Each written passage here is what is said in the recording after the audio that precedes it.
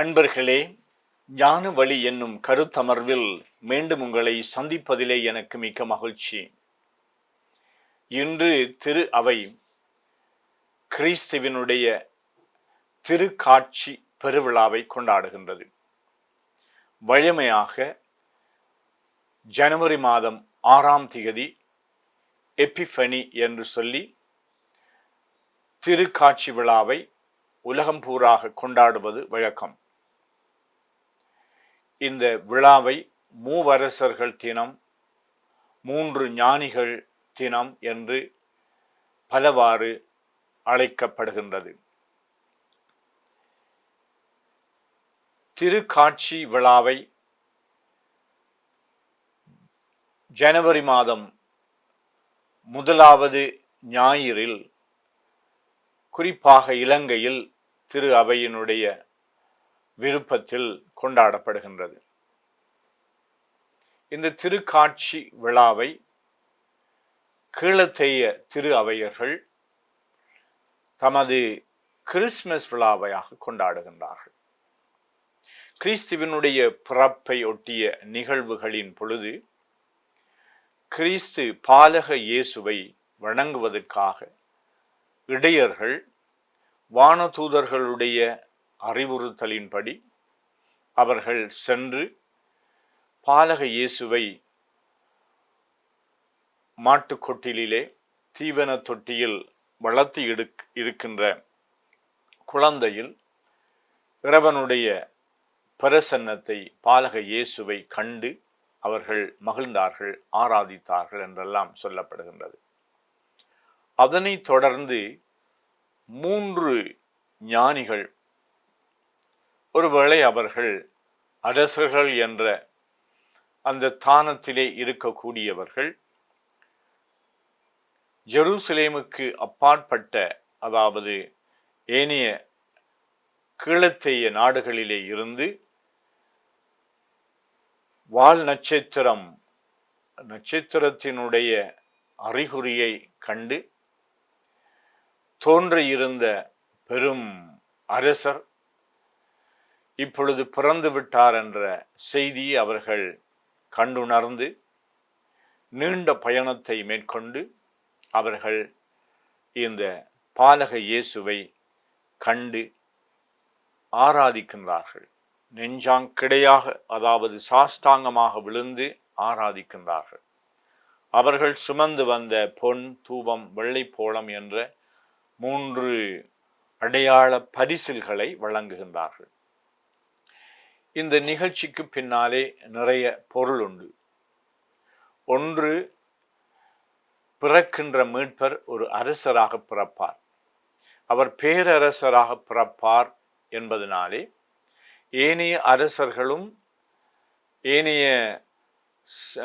நாட்டு தலைவர்களும் பொதுவாக அவர்கள் ஒரு அரசனுக்கு மற்றைய அரசன் பணிகின்றார் என்றால், அவருக்கு பரிசில்கள் வழங்குகின்றார் என்றால், அவரோடு நட்புறவு கொள்வதற்கும் யுத்தம் புரிய மனமில்லை, போட்டி போடுவதற்கு மனமில்லை என்று சரணடைவது போல அந்த நிகழ்வுகள் அக்காலத்திலே அரசர்கள் மத்தியிலே அந்த மேல்மட்டத்திலே இடம்பெற்று வந்தது. அதனாலே பிறக்கின்ற பேரரசர் எல்லா அரசர்களுக்கும் அரசராக இருப்பார் என்பது அவர்களுடைய மக்களுடைய எதிர்பார்ப்பாக இருந்தது. அந்த எதிர்பார்ப்புக்கு அமைய பிறந்திருக்கின்ற இந்த குழந்தையிலே அரச உருவத்தை கண்டு அவரை ஆராதிப்பதற்காக இந்த ஞானிகள் அல்லது அரசர்கள், வேற்று அரசர்கள் வந்து பரிசில்கள் வழங்குகின்றார்கள். இரண்டாவதாக, இந்த அரசர்கள் வருகின்றதற்கு அவர்கள் அந்த ஞானிகளாக இருப்பதனாலே இந்த இயற்கையினுடைய அறிகுறிகள், மனித வரலாற்றிலே இடம்பெறுகின்ற நிகழ்வுகளை சுட்டி காட்டுகின்ற அறிகுறிகளாக இந்த வான சாஸ்திரம் என்று சொல்லப்படுகின்றது. அல்லது இந்த பழங்காலத்திலே அவர்கள் இயற்கையினுடைய அசைவுகளை, இயற்கையினுடைய நட்சத்திரங்கள், சூரியன், சந்திரன் போன்ற இந்த அடையாளங்களை அவர்கள் ஆய்ந்து அவர்களுடைய தோற்றம், அசைவுகள், அவர்களுடைய சுற்று வட்டங்களை அவர்கள் கணக்கிட்டு பல நிகழ்ச்சிகள் இந்த மனித சமூகத்திலே இடம்பெறக்கூடும் என்று சொல்லி அவர்கள் அறியக்கூடிய ஞானம் படைத்தவர்களாக, அறிவு படைத்தவர்களாக இருந்தார்கள். ஆனால் இந்த இயற்கை முழுவதும் கிறிஸ்துவனுடைய பிறப்பை சுட்டி காட்டுகின்ற அறிகுறிகளை அவர்களுக்கு கொடுப்பதினாலே இந்த இயற்கையை அசைவுகளை ஆய்ந்து பார்க்கின்ற ஞானிகள் கூட பிறந்திருப்பவர் பேரரசர், அவர்தான் மீட்பர் என்பதை ஏற்கனவே இறைவாக்கினர்கள் உரைத்தபடி இவர் பிறந்திருக்கின்றார் என்பதை அறிந்து கொள்கின்றார். அதனால இந்த மனித தேடல் என்பது எப்பொழுதும் எங்களுக்குள்ளே இருக்கின்ற ஒரு ஞானத்தை அடிப்படையாக கொண்டு கடவுளை சென்று அடைய வேண்டும் என்ற ஆவல் கொண்ட ஒவ்வொரு மனிதனும் தன்னுடைய வாழ்வில் இந்த இறைவனை சந்திப்பதற்கு, இந்த இறைவனோடு ஒன்றிணைவதற்கு, இந்த இறைவனுடைய அருளை பெறுவதற்கு அவர்களுடைய மனங்களிலே ஒரு தேடல் இருக்கின்றது என்பதை இந்த நிகழ்வு சுட்டி காட்டுகின்றது. 3 ஞானிகளும் அவர்கள் தேடுகின்றார்கள், நீண்ட பயணத்தை மேற்கொள்கின்றார்கள். இந்த பயணத்திலே அவர்கள் சந்திக்கின்ற ஒரு மிகவும் முக்கியமான ஒரு மனிதன் ஏரோது என்று சொல்லப்படுகின்ற அரசர்.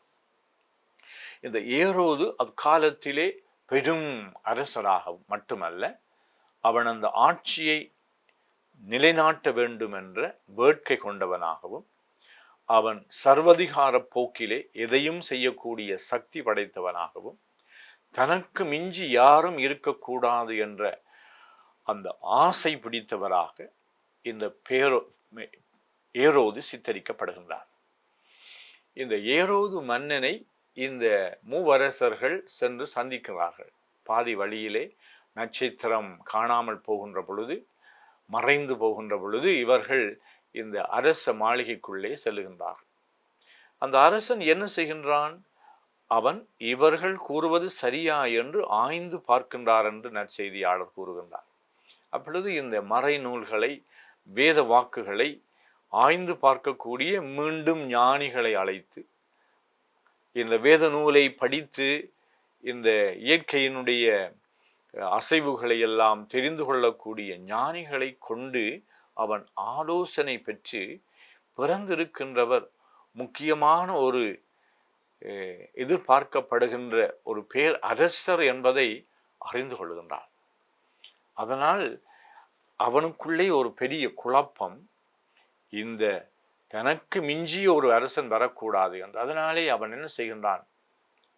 அந்த அரசனை நான் பார்க்க வேண்டும் என்று சொல்லி அவர்களுக்கு ஆலோசனை சொல்லி, நீங்கள் போய் பார்த்து விட்டு வந்து எனக்கு சொல்லுங்கள், நானும் போய் ஆராதிப்பேன் என்ற ஒரு வஞ்சக மொழியிலே, ஒரு தன்னுடைய உள்ளத்திலே இருக்கின்ற அந்த பேராசையை அவன் ஒரு சூழ்ச்சியான முறையிலே அவர்களுக்கு சொல்லுகின்றான்.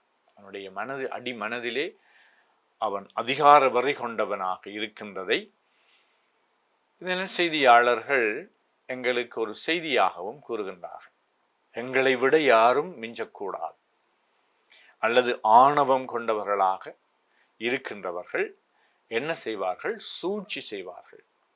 அவர்கள் எப்பொழுதும் தந்திரமாக தங்களுடைய பதவிகளை தக்க வைப்பதற்காக மற்றவர்களை ஏமாற்றுவார்கள்.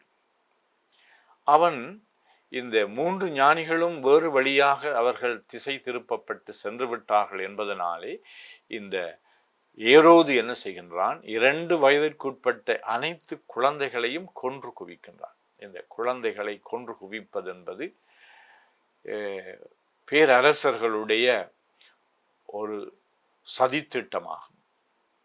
பார்வோனுடைய ஆட்சியின் கீழே அடிமைகளாக இருந்த இஸ்ராயல் மக்கள், அவர்களுக்கு தலைவர்கள் அவர்கள் மத்தியிலே இருந்து எழக்கூடாது என்பதனாலே தலைச்சன் பிள்ளைகளை எல்லாம் கொன்று குவிக்கின்றார். இவ்வாறு இந்த இன்னசென்ட் லைவ்ஸ் என்று சொல்லுவார்கள், அதாவது தங்களுடைய குற்றமற்றவர்கள் கொல்லப்படுவது என்பது மனித வரலாற்றிலே இடம்பெறுகின்ற நிகழ்வாக கருதப்படுகின்றது. ஆட்சியிலே இருக்கின்றவர்கள், அதிகாரத்திலே இருக்கின்றவர்கள், வல்லரசுகளாக இருக்கின்றவர்கள், அவர்கள் தங்களுடைய ஆட்சியை நிலைநாட்டுவதற்காக எதிரிகளோடு போராடுகின்ற பொழுது அப்பாவி மக்களை, குற்றமற்றவர்களை கொன்று குவிப்பதும், அது மட்டுமல்ல, பெரும் வியாபாரிகள், பணக்காரர்கள், இப்படி இருக்கின்றவர்கள் தங்களுடைய லாபத்தை மட்டுமே அவர்கள் கருத்தில் கொள்வதனாலே மனிதர்களை, அப்பாவி மனிதர்களை அவர்களுடைய அறியாமையை பயன்படுத்தி துர்பிரயோகம் செய்து அவர்களை அடிமைப்படுத்துவது, பயன்படுத்துவது, அவர்களுடைய குருதியை பிழிஞ்சு தங்களுடைய பணத்தை பெருக்குகின்றது. மற்றவர்களை ஏமாற்றி அவர்களுடைய லாபத்தை, சொத்துக்களை பெருக்குவது என்று இப்படி ஒரு மனித இயல்பை இங்கு அடையாள ரீதியாக சுட்டி காட்டுகின்ற ஒரு நிகழ்வாகும். இன்னும் சிந்திக்க போனால் இந்த ஞானிகள் பரிசில்கள் கொண்டு வழங்குவது, ஒரு அரசன் மற்ற அரசனுக்கு பரிசு வழங்குவது என்பது அவரை ஏற்றுக்கொள்வது. ஆனால் இங்கு இவர்கள் கொடுக்கின்ற இந்த 3 பரிசில்களுக்கும் ஒரு அடையாளம் இருக்கின்றது, அடையாளபூர்வமான விளக்கம் இருக்கின்றது. பொன்னை கொடுக்கின்ற பொழுது அரசனுக்குரிய மதிப்பை, கிறிஸ்து பிறந்த பாலக இயேசு அவர் இந்த உலகத்தினுடைய பேர் அரசர் தான் என்பதை நிரூபிக்கின்றார்கள். ஆனால் கிறிஸ்துவை பார்த்து பிலாத்து கேட்கின்றார், நீ அரசன் தானா என்று. இந்த அரசன் என்பது அவர்களுடைய அந்த இனத்திலே எப்பொழுதும் நாங்கள் எங்களுக்கு ஒரு தலைவர் வேண்டும் என்று மக்கள் கேட்டார்கள். இஸ்ராயல் மக்கள் ஏனைய அரசுகளை பார்த்து வல்லரசுகளாக இருக்கின்றார்கள், தங்களுடைய பாதுகாப்புக்கு அவர்கள் அச்சுறுத்தலாக இருக்கின்றார்கள், தாங்களும் அரசனை ஏற்றுக்கொண்டால், அதாவது இறைவன் தருகின்ற அரசன் எங்களை வழி நடத்துவார், அவர் எங்களை பாதுகாப்பார், அவர்களுடைய வாழ்வை அவர் சுபிட்சமான பாதையிலே கொண்டு செல்லுவார், எங்களை வளமுள்ள மனிதர்களாக, சமூகமாக ஆக்குவார் என்ற அந்த எதிர்பார்ப்பிலே அரசர் ஒருவரை தர வேண்டும் என்று கேட்கின்றார். அதனாலே அவனுடைய அடிமைத்தனத்திலே இருந்து, துன்பத்திலே இருந்து தங்களை மீட்பதற்கு ஒரு நல்ல தலைவர் வேண்டும் என்பது ஒரு சாதாரண மனிதர்களுடைய எதிர்பார்ப்பு. அதனால இந்த மக்கள் எதிர்பார்த்திருக்கின்ற மீட்பர் அரசராகத்தான் இருப்பார். ஆட்சி, அதாவது வல்லமை கொண்டவராக இருப்பார். அவர் வல்லமை கொண்டவராக இருப்பார் என்று சொல்கின்ற பொழுது அவர்களுடைய எப்படி புரிந்து கொண்டார்கள் என்று சொன்னால், அவர்களுக்கு படைப்பலம் இருக்கும், அவர் மற்றவர்களை, அதாவது ஏனைய அரசுகளை அடிமைப்படுத்துவார், வெற்றி வாகை சூடுவார், போர்க்களத்திலே அவர் வெற்றி வாகை சூடுகின்ற ஒரு அரசனாக, அதாவது ஒரு ஆட்சி ஏற்படுத்துவார். எல்லா இனங்களும், மக்களும், நாடுகளும் இவருடைய ஆட்சியின் கீழே வருவார்கள். அதனால் இந்த வல்லரசுகளுடைய எதிர்பார்ப்பு அப்படித்தான். முழு உலகத்தையும் தங்களுடைய ஆட்சியின் கீழே, தங்களுடைய வளமைக்காக, தங்களுடைய வளர்ச்சிக்காக, பாதுகாப்புக்காக எல்லா இனங்களையும், எல்லா நாடுகளையும் அவர்கள் தங்களுடைய ஆட்சிக்கு உட்படுத்துவார்கள். அரசியல் ரீதியாக, பொருளாதார ரீதியாக, சமூக ரீதியாக அவர்களை தங்களிலே தங்கி வைக்கின்ற, அவர்களுக்கு பாதுகாப்பு கொடுக்கின்ற என்ற அந்த போர்வையிலே அவர்கள் அடுத்தவர்களை தம்வயப்படுத்துவார்கள். இப்படிப்பட்ட ஒரு சூழலிலே இவர்கள் பொன்னை கொடுக்கின்றார்கள். அடுத்தபடியாக அவர்கள் தூவத்தை கொடுக்கின்றார்கள். தூவம் என்று சொல்லுவது ஆலயத்திலே இறைவனுடைய வழிபாட்டிற்கு பயன்படுத்தப்படுகின்ற ஒரு பொருள். ஆகையினால் இவர் ஒரு குருவாக, அவருடைய அந்த மீட்பருடைய பணி ஒரு குருத்துவ பணி, இறைவனுக்கும் மனிதர்களுக்கும் இடையிலே ஒரு இடைநிலையாளராக இருந்து பலி ஒப்பு கொடுத்து, வேள்விகளை ஒப்பு கொடுத்து, அவர்கள் இவர்களுடைய குற்றங்களிலே இருந்து, பாவங்களிலே இருந்து மீட்டு மக்களை தூயவர்களாக்குகின்ற ஒரு குருத்துவ பணி அடையாளமாக இருக்கின்றது. மூன்றாவது வெள்ளை போளம் என்று சொல்லுகின்றது. இது ஒரு எண்ணெய். இந்த எண்ணெயை, அதாவது கிறிஸ்துவினுடைய இறப்பின் பொழுது அவருடைய உடலைக்கு பூசப்பட்ட அந்த பரிமள தைலத்தை குறித்து நிற்கிறதுன்னு சொல்லுவார். ஆனால் பொதுவாக ஒரு பிள்ளை பேறு என்று சொல்கின்ற பொழுது, மகப்பேறின் பொழுது ஏனையவர்கள் கொண்டு அன்பளிப்புகளை கொடுப்பார்கள். பொன் என்பது அவர்களுடைய செலவுக்காக கொடுக்கப்படுகின்ற ஒரு பணம், காசு. அவர்களுக்கு கொடுக்கின்ற இந்த வெள்ளை போளம் என்பது இந்த குழந்தையை வளமையாக குளிப்பாட்டுவதற்கு அவர்கள் பயன்படுத்துகின்ற எண்ணெய்.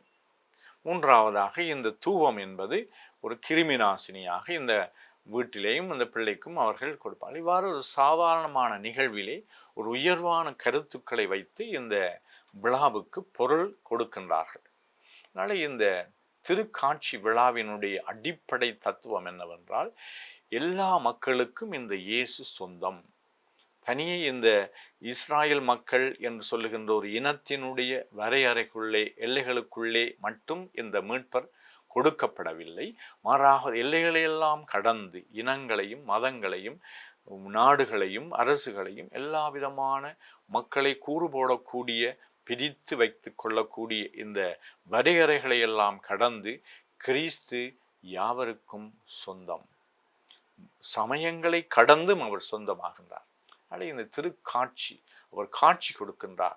இறைவன் காட்சி கொடுக்கின்றது என்பது இறைவன் தன்னுடைய தெய்வீக இயல்பை வெளிப்படுத்துகின்றார். அதனால் இவர் ஒரு பிறந்திருக்கின்ற பாலகனுடைய தெய்வீக இயல்பை வெளிப்படுத்தப்படுகின்ற இந்த நிகழ்விலே பலரும் வந்து கலந்து அவரை ஆராதித்து அவருடைய புகழ் பாடி அவருக்கு பரிசில்கள் வழங்குவது என்பது எங்கள் எல்லோருக்கும் ஒரு உண்மையாகவே கிறிஸ்துவினுடைய பிறப்பு விழாவின் பொருளை நன்கு உணர்த்துகின்ற ஒரு மாபெரும் விழா.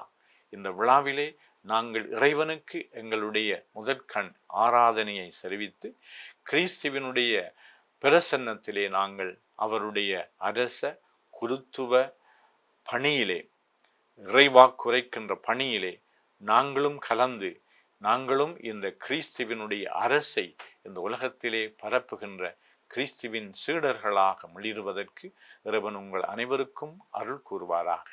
நன்றி.